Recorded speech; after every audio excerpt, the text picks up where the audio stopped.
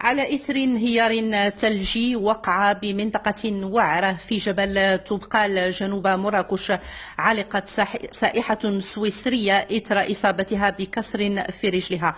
وقد تمكنت عناصر من الدرك الملكي مختصة في عمليات الإنقاذ بالمرتفعات من إسعاف السائحة ونقلها على متن مروحية تابعة للدرك الملكي إلى مطار مراكش ومنه إلى المستشفى الجامعي.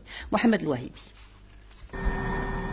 بمناطق معزولة وعرة صعبة الولوج بفعل تضاريسها المكسوة بالثلوج بجبل طبقان، تمكن فريق الدرك الملكي متخصص في عملية الإنقاذ والتدخل بالجبال من إجلاء سائحة سويسرية باغتها انهيار ثلجي.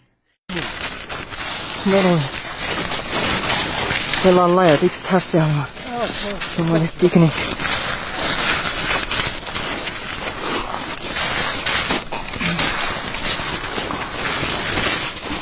كيفاش كتكون ليكسبيريونس في عمر؟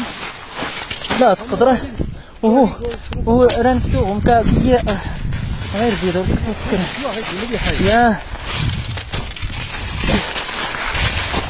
يا كنشقل صغويدة اي خير.